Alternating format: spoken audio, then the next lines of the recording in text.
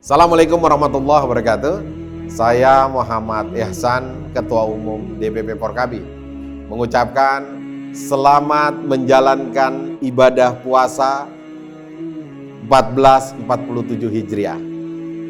Ingat, bulan puasa adalah bulan ampunan, bulan puasa adalah bulan yang penuh berkah. Manfaatkan bulan ini sebaik mungkin, jalin silaturahmi, dan yang paling penting lagi, peduli sesama.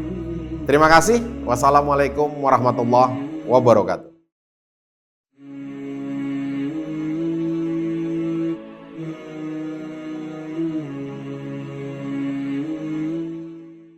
Bismillahirrahmanirrahim. Assalamualaikum warahmatullahi wabarakatuh. Ikhwan akhwat rahimakumullah.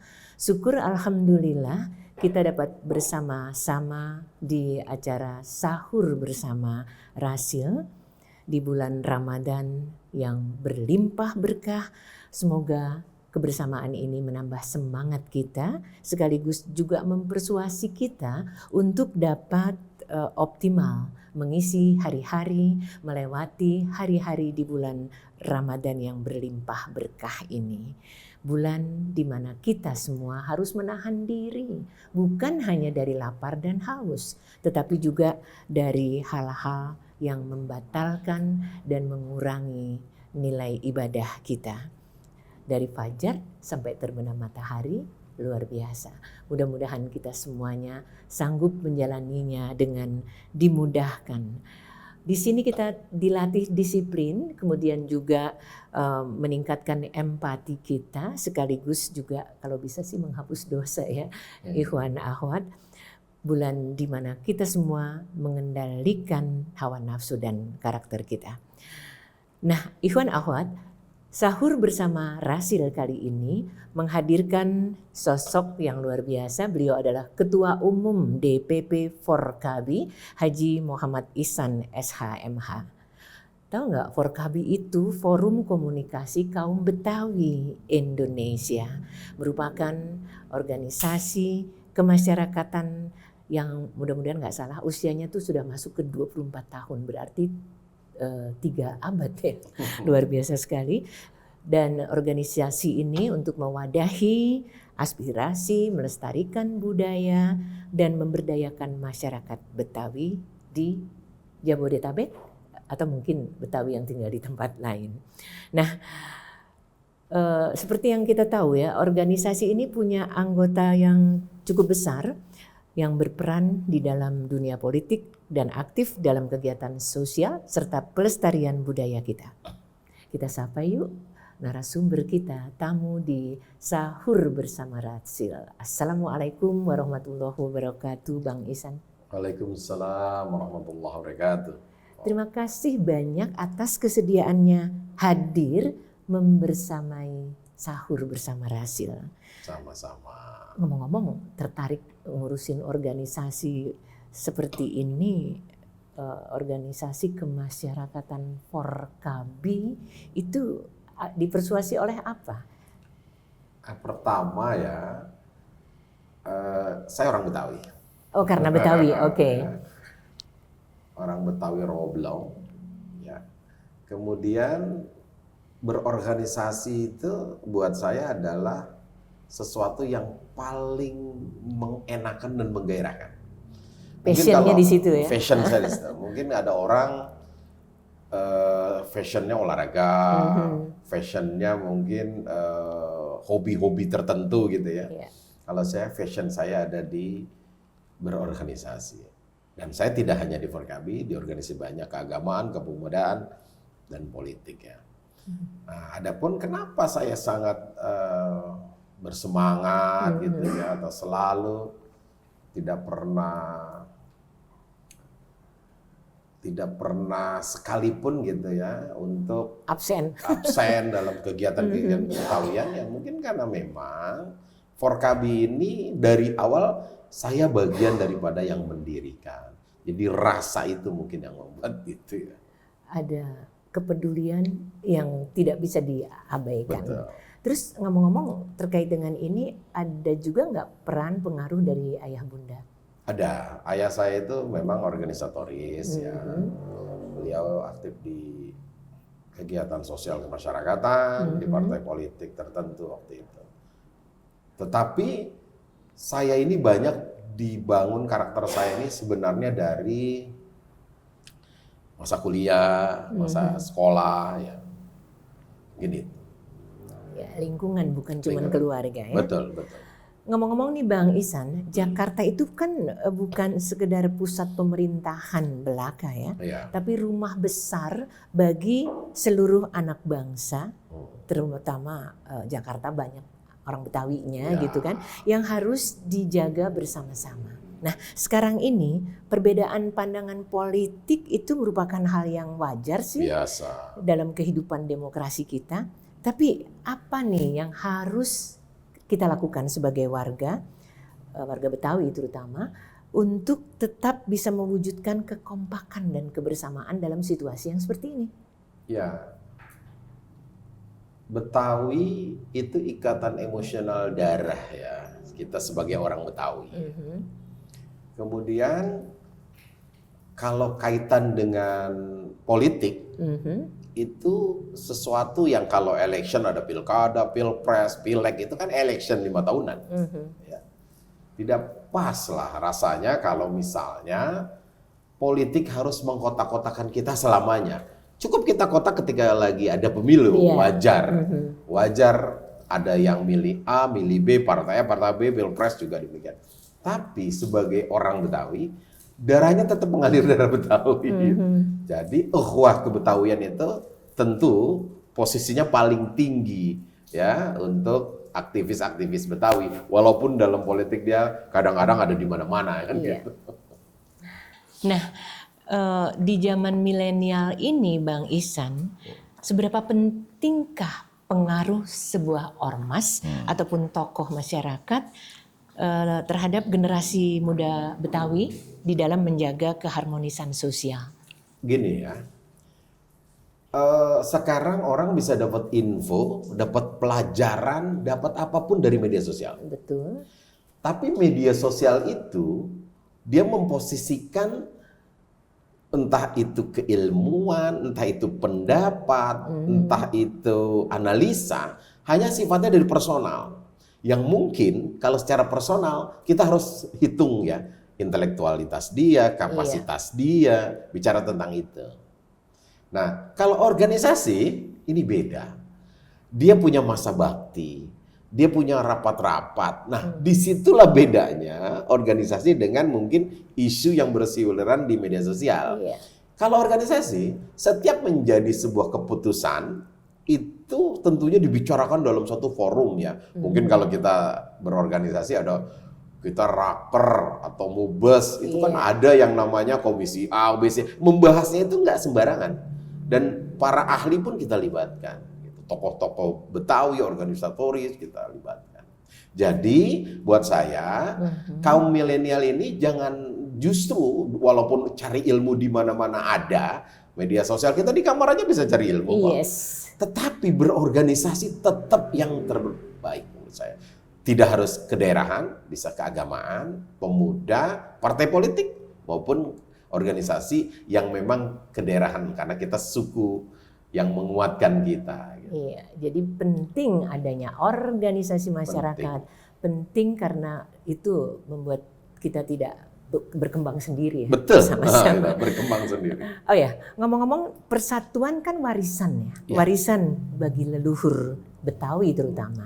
Nah, pesan moralnya kepada seluruh masyarakat apa nih kira-kira? Agar kebersamaan bisa kita jaga dan masyarakat Betawi tetap menggenggam erat, bukannya makin amburadul dengan kondisi yang seperti sekarang ini. Perbedaan pandangan lah atau apapun lah. Makanya saya bilang ukhuwah Batawiyah tadi, karena ada ukhuwah karena kita Islam, ukhuwah karena kita satu bangsa, satu negara, ada ukhuwah kebetawian. Yang pasti berorganisasi ya seperti yang saya pimpin di Forkabi ini, tujuannya pasti baik. Bagaimana kaum Betawi ini bisa menjadi kaum yang mempunyai marwah, mengangkat harkat, martabat kaum Betawi. Di Forkabi kita ingin gitu ya. Sekarang udah nggak ada lagi gaya-gaya gitu yang sudah usang kita pakai. Misalnya kekerasan, intimidasi, tidak patut hukum, tidak menghargai hak asasi manusia, itu sudah nggak zamannya. Goodbye. Goodbye. Gitu ya.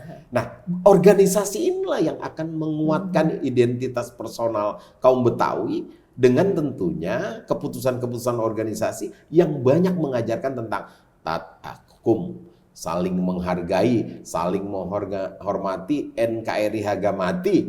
Ya.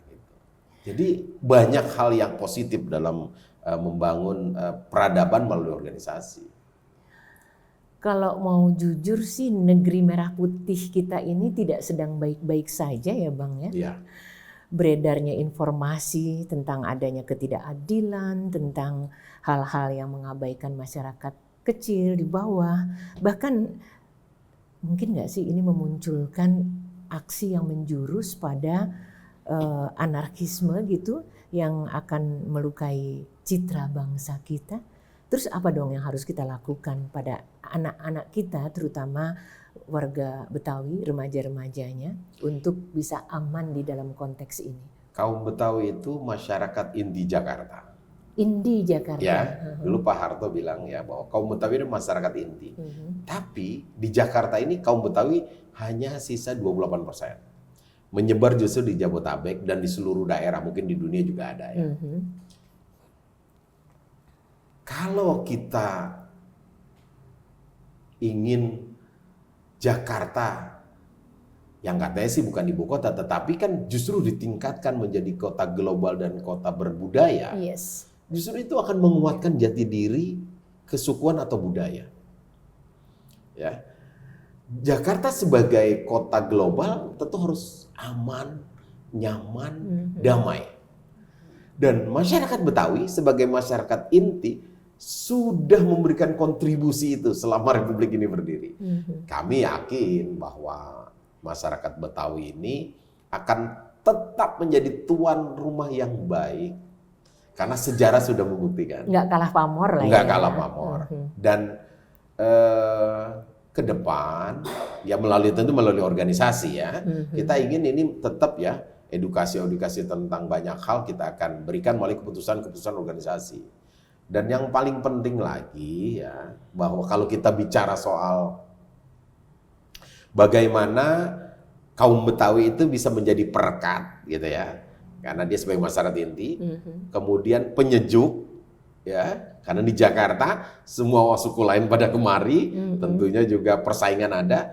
Insya Allah itu tetap ya, kami Forkabi selalu berusaha dengan ormas-ormas kedaerahan lainnya itu selalu jalin komunikasi melalui kopi bareng. Misal contoh dengan BPKB Banten, misalnya dengan IKAMA Madura, Madas Nusantara, Ikatan Warga Sriwijaya, KKMS Makassar, IKM Minang, semua itu udah menjadi bagian daripada sahabat-sahabat yang sudah kebangun silaturahmi yang baiknya. Ibu kota negara gitu loh, dari semua daerah kan pasti datang. Pasti datang. Bayangkan kalau begitu kompak dengan penduduk setempat, si asli sang Betawi ini luar biasa banget. Iya. Tapi Bang Ihsan, situasi politik sekarang ini jujur bukan hanya sekedar menghangat, bahkan media sosial itu menjadi sumber utama informasi bagi generasi kita kan ya, yang seringkali itu justru membatasi daya kritis mereka, entah karena kreativitasnya yang kemudian terhambat, terlebih-lebih kalau anak-anak kita, anak Betawi terutama yang menjadi harapan bangsa, terpengaruh ikut opini-opini mayoritas yang nggak benar. Menurut Bang Ihsan, kira-kira apa ya yang sebaiknya dilakukan untuk menghambat arus ini? Nggak mungkin dong mereka dijauhkan dari benda berukuran 5x10 ini. Yang pasti, kalau kita review gitu zaman dulu ya, karakter kita itu kan kuat ya. Karena kebersamaan ya, apalagi di bulan Ramadan ya, waduh kita perasaan itu kita sahur sama orang tua, buka ya, itu satu kenikmatan tersendiri. Malah dulu zaman kita kecil di depan rumah kita ada orang jalan habis subuh ya, ingat nggak ya? Betul. Sekedar ngabuburit sore gitu. Nah, media sosial yang kita genggam yang namanya HP yang di dalamnya apa aja ada. Ini sesuatu yang liar sebenarnya, karena di situ semua informasi positif, negatif, mungkin informasi tercela ada di situ. Nah, gunanya, makanya pondasinya harus ada di keluarga. Pondasi keluarga itu kuat, harus kuat ya. Pemahaman tentang agama, pemahaman tentang, ya termasuk tentang pemakaian gadget yang mungkin harus benar-benar disaring, itu Ada harus aturannya ya. Dan kalau saya melihat begini ya, Indonesia ini baik ya, kalau menurut saya baik ya. Setiap pemerintahan itu bisa ada plus ada minus ya. Kalau kita ambil dulu Orde Baru, kemudian Orde Lama, Orde Reformasi, dan sampai saat ini masing-masing pemerintahan itu ada plus minus. Tetapi untuk saat ini kalau menurut saya ini bagus ya. Kalau kita lihat dunia internasional memandang kita, income kita juga mulai naik gitu. Jadi saya melihat, saya tidak menyudutkan satu orde ya. Saya lihat semua baik. Tinggal kitanya sebagai rakyat, sebagai masyarakat harus bisa memposisikan fungsi kita sebagai masyarakat yang baik. Misalnya ya, kritik boleh kritik. Ada tapinya. Ada tapi kritik yang membangun kan gitu. Karena kalau tidak dikritik juga nanti pemerintahan bisa jadi tidak baik kan gitu. Fungsi baik itu fungsi pemerintah, fungsi partai politik. Kalau itu fungsi semuanya kita nih baik. Kita ini kan politik kita ini kan azasnya Pancasila yang nggak ada di dunia lain. Hanya kita yang punya. Kalau dunia lain kenal mungkin demokrasi liberal, terpimpin, mungkin ada kapitalis, mungkin ada sosialis, ya kan? Kita dengan bertahan menjadi negara dengan landasan Pancasila, ini sebenarnya dunia lain juga iri sama kita. Kok Indonesia nggak bubar-bubar ya? Padahal sukunya itu ribuan kan gitu. Berarti kita sebagai rakyat sudah baik, pemerintah yang jalan juga baik, walaupun kekurangannya pasti ada. Dan hal itu juga harus kita bicarakan kepada teman-teman kita, anak-anak kita tentang kondisi ini. Sarana untuk berpolitik ada partai politik. Sarana untuk naikkan keinginan ada LSM yang memang fokus LSM tentang perpajakan, LSM tentang hukum, LSM tentang apapun bisa lah. Di negara kita dikasih kebebasan itu. Nah, jangan sampai gadget di tangan kita, orientasi berpikir kita gayanya gaya liberal misalnya gitu. Ya ada baiknya kan gadget kita pegang, tapi TV-TV nasional menjadi rujukan juga, radio-radio nasional juga. Karena TV nasional, radio nasional, itu dia akan berpikir bagaimana negara ini bisa akan baik. Tapi kalau luar, kita nggak tahu kepentingannya. Gitu. Itu pandangan saya. Mudah-mudahan Rasil juga mampu mempersuasi yang mendengar untuk menjadikan Indonesia lebih bercahaya. Oke, good.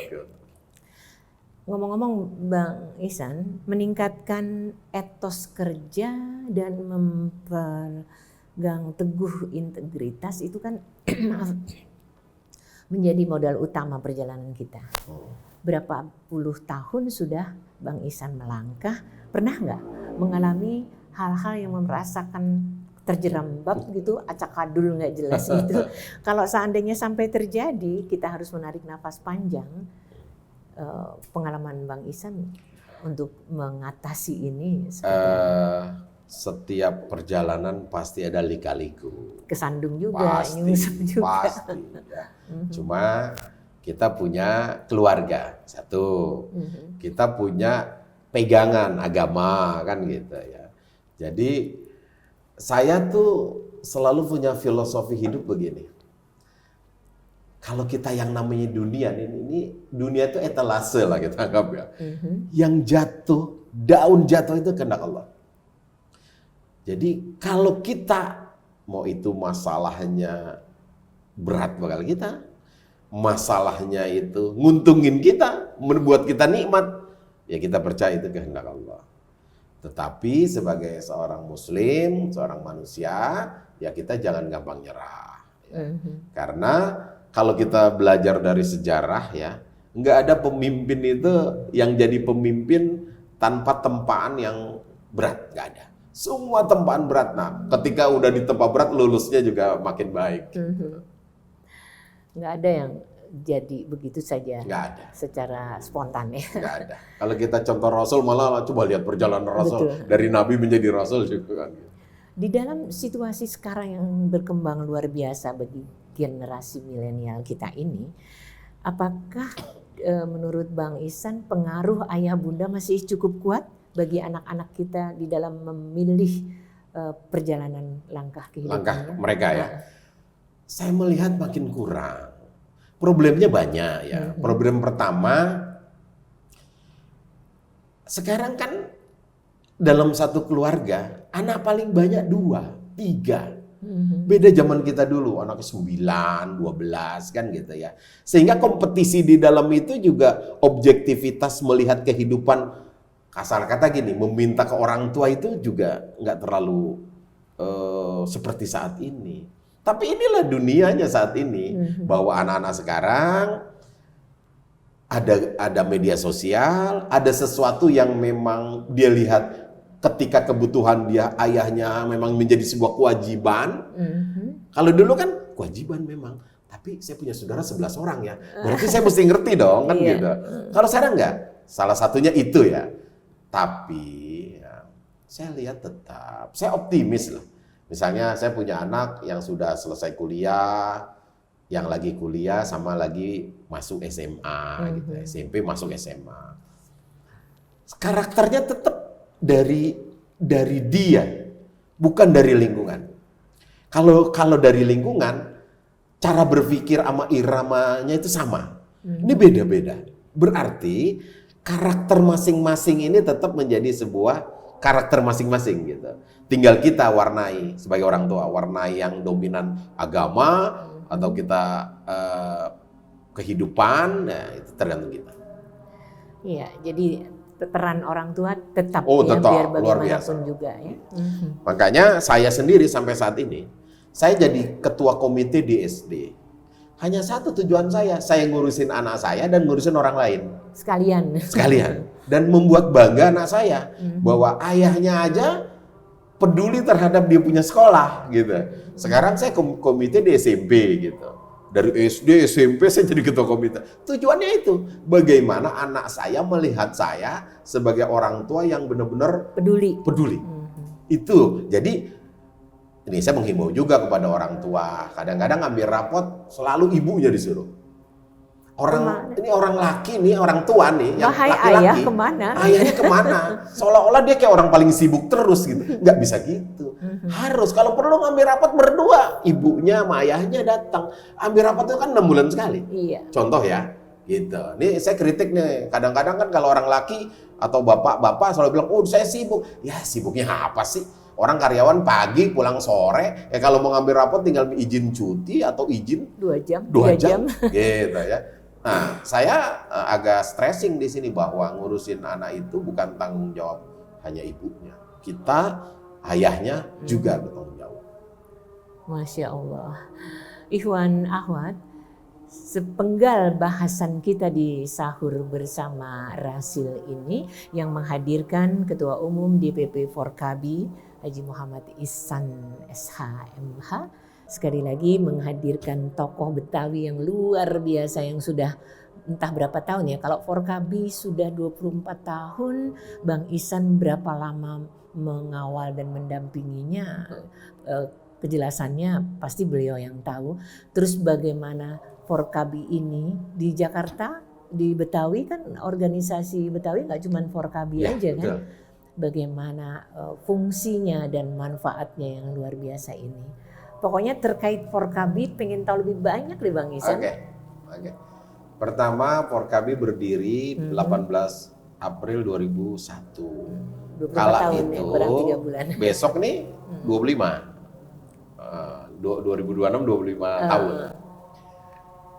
Kita berdiri dari beberapa tokoh dari berbagai macam profesi. Ada militer, Letnan Jenderal Sanip, ada politisi Hussein Sani, ada militer lagi Haji Nahrawi Ramli, ada birokrat ketika itu, ada anak muda, aktivis kampus, ada ustadz kiai ketika itu ya.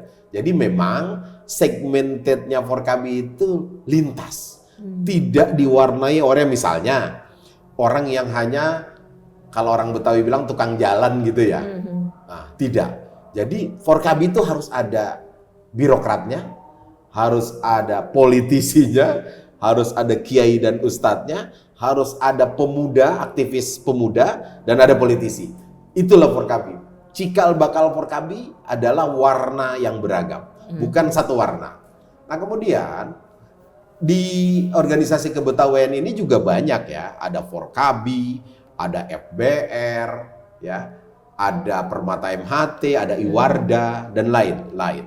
Ada 160 ormas kebetawian, ya. Forkabi salah satunya. Tapi kalau yang basis masanya besar hanya ada 2 sepertinya ya, FBR dan Forkabi. Nah, ada induknya. Induknya itu Bamus Betawi. Bamus Betawi. Nah, induknya kalau di organisasi Islam tuh ada Al-Irsad, Muhammadiyah, NU Persis, induknya MUI. Ya kan? Kalau di pemuda ada Pemuda Sriwijaya, NU, Muhammadiyah, Pemuda Muhammadiyah, ada Ansor, induknya KNPI, gitu. Induk. Nah, organisasi kebetawian itu induknya adalah Badan Musyawarah Suku Betawi. Nah, kita kok udah banyak ada gitu, ya? Kan udah ada hampir 100 ada. Nah, umumnya organisasi Betawi itu segmentednya hanya pada tataran lokal. Misalnya Ikatan Betawi Roblong, Ikatan Betawi Tanah Abang, Ikatan Betawi Kemanggisan, sangat lokal. Nah kalau Forkabi ini dia Jabotabek. Kemarin kita sudah mengembangkan menjadi nasional. Sekarang Forkabi ada di Bangka Belitung, ada di Jogja, ada di Bengkulu, ada di Riau. Masya Allah. Jadi orang Betawi yang merantau ya kita Tetap aja fasilitasin Betawi, ya. untuk membuat organisasi agar nanti kalau dia merasa kayak nggak punya kawan di rantau gitu, minimal dia bisa calling-calling ke kita. Kalaupun dia punya kebutuhan di sana yang kita bisa jembatani, kita jembatani. Gitu. Mudah-mudahan Forkabi betul-betul bisa menyatukan semangat daripada anak-anak kita. Sementara bagi generasi sekarang ini, generasi Z itu ya. Bagaimana menjaga keseimbangan antara ibadah ritual dan ibadah sosial. Ini kan bulan puasa nih. Oke. Mungkin saya akan masuk dulu kepada definisi Betawi biar tuntas nih. Oh, oke. Betawi itu dia adalah Jakarta ini bukan teritorial Betawi. Teritorial Betawi itu Jabodetabek. Istilah kita gini, Betawi itu juga ada yang Betawi memang sebagai kiri kanannya bapaknya Betawi, ibunya Betawi. Ada Betawi sosiologis, antropologis, dan Betawi Semenda. Seperti wakil gubernur kita ini kan ayah ibunya bukan Betawi. Tetapi dia peduli dengan bikin sinetron dul, ya kan? Nah, kita anggap dia Betawi. Makanya orang yang disebut Betawi itu tidak harus dia punya genetiknya orang Betawi. Nah, teritorial Betawi bukan Jakarta saja. Dia ada di Tangerang Raya, di Depok, dan di Bekasi. Ya, ini biar pemahaman tentang Betawi juga makin kita clear ya. Clear ya. Nah, kaitan dengan ibadah. Berorganisasi itu ibadah. Saya selalu bilang dalam saya ngambil sambutan, ngambil narasumber, saya bilang berorganisasi itu ibadah selama kita kerjainnya itu dengan ikhlas dan niatnya karena Allah. Berorganisasi. Bukan berorganisasi bakal gagah-gagahan. Bukan berorganisasi bakal nyari duit. Bukan berorganisasi bakal nakut-nakutin orang karena kita pakai seragam. Nah, itu nggak ada nilainya. Nah, jadi kalau nilai ibadah, saya pikir kalau ibadah yang sifatnya amalia kan kita jelas ya. Ya salat, ya zakat, naik haji itu jelas. Tapi ibadah sosial menurut saya berorganisasi juga ibadah. Karena dengan berorganisasi kita punya program. Seperti saya nih besok bulan puasa, saya ada program bagi sembako, saya ada program buka puasa bersama, saya ada program santunin yatim, ibadah kan? Gitu. Jadi ibadah sosial itu justru sebetulnya Ada di jauh organisasi. lebih menarik untuk bisa dilakukan karena nggak sendiri. Betul. Karena kalau ibadah yang sudah itu kan ya seperti sekarang kan ada masjid, ada musola, itu ada pengajian, itu udah jelas ya. Wadahnya untuk memperkuat ibadah itu ada. Punya organisasi yang kuat seperti NU, Muhammadiyah, Persis, dia sudah memberikan tuntunan-tuntunan itu untuk kita jalankan sebagai ibadah-ibadah amalia yang memang sudah kita pahami sebagai ibadah wajib dan sunnah. Tapi ibadah sosial ya di organisasi ini. Bagaimana kita kumpul, kita kasih uangnya kita kumpulin, kita kasih yatim. Kita kumpul, kayak kemarin ada bencana di Sumatera, cukup kita WA, dikumpulin, kita berikan bantuan. Kemarin kita kirim melalui Lazisme. Jadi ikhwan akhwat, betapa pentingnya berorganisasi. Berada di dalam kelompok-kelompok di mana kebersamaan menjadikan kita bisa mengoptimalkan ibadah sosial kita. Bang Ihsan, ini kan bulan penuh berkah ya. Allah SWT mengampuni dosa-dosa hambanya. Nah, menurut Bang Ihsan nih, biar optimal kita mendapatkan ampunan, limpahan berkah dari Allah SWT, apa yang sebaiknya kita lakukan? Yang pertama ya, dari 12 bulan ada bulan Ramadan sebagai bulan istimewa. Maka dibilang Ramadan ini kan bulan terbaik ya. Walaupun ada bulan-bulan lain juga yang baik. Di dalamnya ada ibadah yang kalau saya lihat ibadah yang full dari habis subuh sampai maghrib. Taraweh lagi. Ada taraweh. Tambah sholat malam lagi. Sholat malam. Ya manfaatkan ini dengan maksimal ya. Di sini muhasabah diri, kita juga berusaha gitu ya. Kalau di bulan-bulan lain ibadah yang wajibnya kita masih belang bentong, kita perkuat di sini, jangan jadi loss gitu kan. Iya. Kemudian ibadah sosial, yatim, orang susah, orang miskin kita santuni. Jadi saya memaknai ibadah puasa ini bukan ibadah memperkuat ibadah kita langsung kepada Allah saja. Kepekaan sosial juga harus kita bangun. Emang enak kita buka dengan makanan yang mewah sendiri, tetangga atau orang lain makannya mungkin dia nggak nyaman. Makanya perlulah mungkin nanti ya Forkabi biasanya juga buat misalnya bikin buka puasa atau kalau itu minimal takjil gratis selalu kita buat. Nah makanya bulan puasa ini harus kita jaga, harus kita manfaatkan semaksimal mungkin karena belum tentu kita dapat puasa lagi di tahun berikutnya gitu. Karena janji Allah kita nih ya dengar mau masuk bulan puasa aja tuh diharamkan tubuh kita kena api api neraka, apalagi kita menjalankannya kan gitu.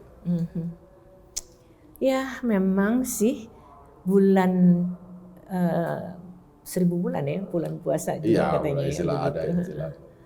Kalau masuk bulan Ramadan nih, orang-orang Betawi itu biasanya khusus karena abang ada di Forkabi, itu biasanya persiapannya seperti apa? Ada nggak yang merupakan bagian dari tradisi gitu? Tradisinya banyak ya. Kalau saya tradisi menjelang bulan suci Ramadan itu pertama ya, di lingkungan kita tradisi bersihin tempat ibadah. Ya, cuci-cuci karpet, bersih-bersih dinding, bersih. Termasuk rumah kita. Okay. Kalau tradisi kami itu gitu, termasuk rumah kita. Kita bersihin, kita rapiin gitu. Gimana sih kita masuk satu bulan suci ya, gitu. Otomatis dengan kita bersih tempat ibadah, bersih rumah, bersih Hatinya diri, juga bersih hati. Gitu. Persiapannya kalau dulu ya makan buka, makan sahur itu kan istimewa lah ya. Iya. Masakannya itu khas-khas gitu ya. Kalau orang Betawi itu pasti di pertama itu dia pasti ada yang namanya semur-semuran tuh. Dari semur daging, semur tahu, semur telur gitu ya. Kemudian pasti ada asinan. Karena itu yang bikin semangat ketika kita makan buka gitu ya. Pasti ada kolak. Itulah salah satu kenikmatan bulan puasa. Kolak dan asinan. Hello, nanti kita ketemu dengan kolak dan asinan.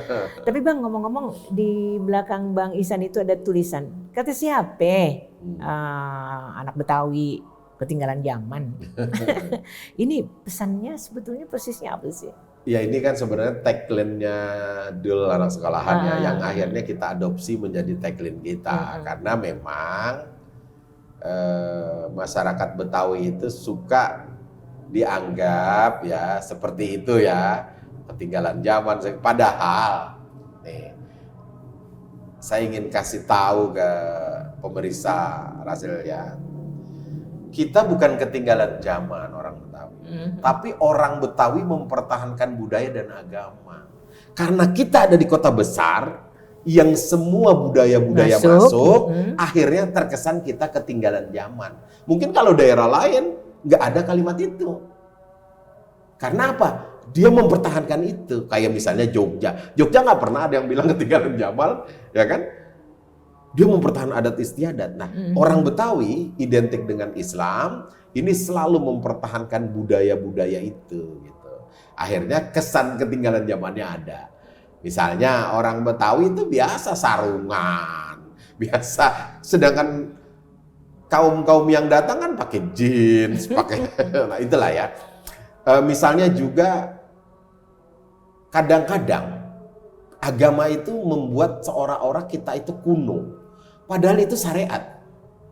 Wah kuno loh, pacaran lo gitu amat aja, kan gitu. Padahal itu syariat, nggak boleh dilanggar. Nah itulah yang mungkin ya. Jadi karena Jakarta adalah kota metropolitan, yang datang ini orang dari banyak suku, banyak bangsa, dia pasti bawa budaya-budaya yang ya tentunya budaya-budaya yang kurang modern lah, padahal budaya-budaya yang tidak baik dan tidak islami. Karena orang Betawi itu sebenarnya mirip dengan orang Padang. Dia adat istiadat itu selalu bersandikan kitabullah. Semua adat Betawi itu hampir semuanya azasnya adalah syariat Islam. Masya Allah. Jadi siapa bilang kalau orang bahasa Indonesia, kalau orang Betawi kata siapa? Anak Betawi tinggalan zaman. Yang jelas pegang yang lama, diserap yang baru. Jadinya keren banget malahan. Dan itu harus kita pertahankan dan kita jangan malu. Karena itu selain budaya, di situ ada nilai agama. Karena kalau kita bicara budaya luar, ya jelas lah dari segi agamanya udah bertentangan sama kita. Belum nanti ada kaum-kaum yang merasa makin modern, semuanya ditabrak-tabrak begitu. Gak bisa begitu. Keren banget. Jadi Ikhwan Akhwat jangan lupa sediain sarung baru ya selama Ramadan ini. Bersarung. Ngomong-ngomong bulan Ramadan ini kan utamakan sedekah itu kan tinggi banget ya. Tetapi di bulan yang penuh berkah ini untuk yang kurang mampu nih Bang. Nggak bisa deh kalau duit tuh misalnya karena kurang buat kita sendiri. Ada nggak sih ide gagasan sedekah yang bukan uang tapi keren banget nilainya? Ya sedekah itu kan sebenarnya nggak harus uang juga. Senyum aja sedekah. Senyum aja sedekah. Kita berbuat baik sedekah ya. Kemudian juga sedekah. Kalau saya lihat sih di Jakarta nih ya atau di Jabotabek ini mungkin yang paling sebenarnya kan orang di Jakarta ini itu kalau untuk sekedar makan, sekedar sandang, papan tuh relatif cukup Aman. Yang berat kan orang di luar Jakarta ya, di daerah-daerah terpencil. Makanya saya melihat kalau bicara sedekah, ya saya lebih condong masih sedekah uang, tetapi untuk saudara kita yang ada di luar. Kalau orang Jakarta ini yang susahnya orang Jakarta itu kan juga masih bisa makan gitu loh. Sesusahnya orang Jakarta masih bisa makan. Tapi kalau daerah lain mungkin karena faktor alam segala macam. Makanya seperti misalnya ya, kalau kurban, kita kurban motong 200 ekor pun kalau habis begitu aja nggak ada yang panjang. Makanya sekarang kan ada yang dibuat di cup segala macam. Saya pikir yang seperti itu ke depan harus benar-benar gitu. Nah kalau sedekah-sedekah yang masih reasonable gitu kalau untuk di DKI ini ya saya pikir panti kali ya, panti itu masih. Kalau kayak anggota-anggota Forkabi gitu ya, saya lihat ya cukup sih kayaknya dia. Kasar kata kan kalau orang Jakarta nih, kalau orang Jakarta ya dia ngerjain nge-grab, itu aja udah ada hasil sih. Sedangkan kalau yang dikatakan sebagai duafa, sebagai orang yang menurut kriteria Islam itu apa sih mustahik, apa sih muzaki, itu kan jelas ya. Dengan penghasilan segitu. Kayaknya kalau Jakarta sih aman-aman aja deh kayaknya. Alhamdulillah. Ngomong-ngomong Bang Ihsan kan melangkah itu udah puluhan tahun ya. Sampai dengan yang sekarang. Bukan cuma di organisasi, dalam kehidupan pribadi, berkeluarga. Beragam peristiwa, baik bahagia ataupun sukses, itu dua kata yang kayaknya nggak mudah deh disatukan. Bahagia sekaligus juga sukses, berjalan seiring mudah nggak sih? Bisa sih sebenarnya. Kita bahagia. Landasannya apa? Kan gini ya, bahagia itu kan ada di kita. Hati, dalam rasa. Saya mau tanya, kalau bahagia ukurannya makanan ya, menurut Ibu bahagia kalau makan apa? Makan yang aku suka gitu, dan itu beda-beda kan? Harga bisa di bawah, bisa di atas. Betul. Bahagia itu ada di kita. Sukses ada di bagaimana kita sebagai muslim ya, anak kita ngerti agama, jalanin 5 waktu, kan gitu suksesnya. Nggak bisa sukses misalnya, oh suksesnya anak saya rumahnya 10, pakainya Land Rover yang terbaru. Saya pikir nggak itu. Yang dikategori sukses, suksesnya harus dunia akhirat gitu. Kebahagiaannya ada di diri kita. Saya selalu mengumpamakan begini ya. Sekarang banyak kafe-kafe, ada tempat makan yang katanya sekali makan 10 juta begitu ya. Orang yang ke sana bahagia itu. Dengan dia punya uang itu dia bisa makan. Mungkin di situ kepuasan, kebahagiaannya. Tapi kita nih makan ngeliwet pakai ikan peda, pakai pete. Siapa bilang nggak bahagia? Kita makan di pinggir jalan, sawah gitu, di pinggir kali. Waduh, lebih enak dari itu. Saya yakin lebih enak. Apalagi makannya sama teman-teman yang sejalan sama kita ya. Jadi bahagia itu bagaimana respon kita. Jadi kembali lagi, bahagia dan sukses ukurannya itu sangat relatif. Tapi kalau sebagai muslim kan gitu ya. Kalau muslim itu kan bersyukur, itu aja kuncinya. Makanya kalau doa, saya selalu berdoa. Poin pertama saya ada 2. Pertama, saya minta maaf kepada Allah atas kesalahan yang kita udah perbuat. Kedua, kita bersyukur atas apa yang sudah diberikan kepada kita. Apapun itu. Umur, sehat, gitu. Nah, jadi kita nggak selalu lupa dengan ini. Kita punya dosa, kita bersyukur. Nah, nanti yang kesananya, ketika dikasih lebih, bersyukurnya kan lebih. Kita lah misalnya kita dapat keuntungan 1 hari 200.000. Lama-lama 200.000 itu biasa. Besoknya dikasih keuntungan 1 juta. Lama-lama biasa, tergantung kita lah, semuanya tergantung kita. Gitu. Jadi mengakurkan antara sukses dan bahagia itu sebetulnya tidak terlalu sulit kalau syukur berlimpah. Syukurnya ada di kuncinya, ada di syukur. Betul. Ramadan bulan yang agung ini kan ada 10 hari terakhir yang luar biasa nilainya itu. Katanya 10 hari terakhir di bulan Ramadan ini adalah malam-malam yang dicintai Allah. Ada gambaran nggak kira-kira 10 harinya itu kita optimalkan di bagian apa nih? Ya pertama kan seperti orang lari gitu ya, seperti orang olahraga, stretching loh. Ujung akhirnya kan bagaimana penyempurna dari sebuah proses. Proses beribadah kita 1 bulan nih. 10 pertama ada pengampunan ya atau Iya. apa gitu di 10 hari. Biasanya nanti kita ingat lagi tuh menjelang kita 10 hari kan. Ada malam Lailatul Qadar dan lain-lain. Maksimalkan saja kalau kita sudah misalnya kita tarawih di masjid, di musola. Ya kita di ujung itu kita bagaimana kita melaksanakan kalau perlu semua fardu itu ada di musola di itu kita dekatkan lah. Nah, biasanya saya selalu milih masjid-masjid gitu. Oh, ini saya akan di masjid ini, masjid ini. Wow, jadi ikhwan akhwat keliling yuk dari masjid sana ke masjid Masjid sini, sana gitu. Karena biasakan. banyak sekali yang bisa kita serap. Betul. Ya. Dan indah itu. Iya. Kan ada istilah yang disebut birrul walidain yang fardu ain. Bagaimana sikap kita terhadap orang tua dan tanggung jawab kita terhadap ayah bunda.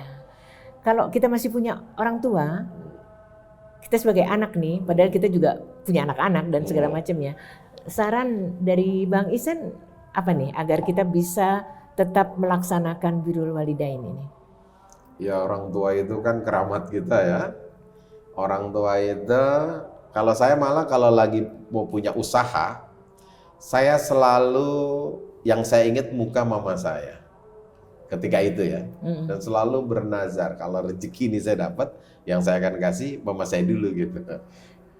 Nah, itu menjadi pendorong ya bagi kita ya bagaimana kita rasakan kita hidup di dunia ini tanpa orang tua kan nggak ada apa-apanya gitu kan, nggak ada kita gitu ya.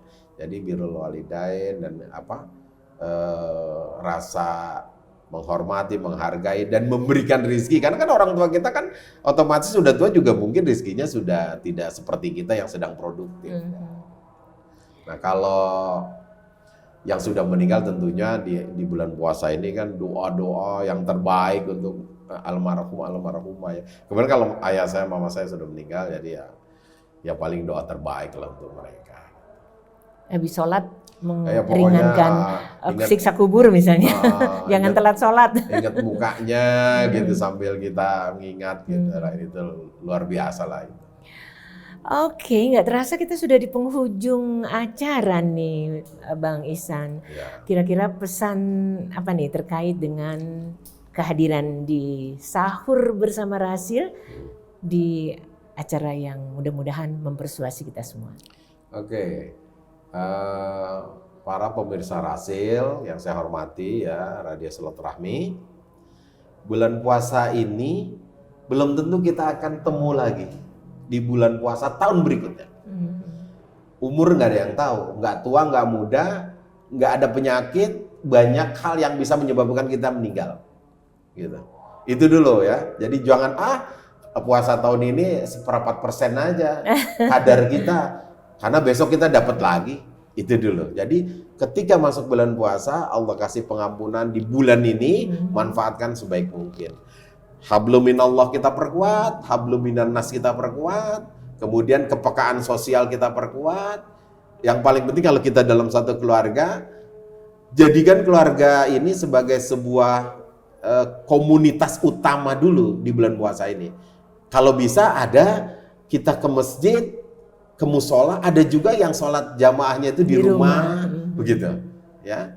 Dan kepekaan juga kita bangun kepada anak kita ya, bahwa kita bisa makan enak, orang lain belum, ya sedikit walaupun cuma yang kita masak itu nggak banyak, kita berikan ke orang yang terdekat yang memang kita lihat mungkin makannya belum tentu enak gitu ya.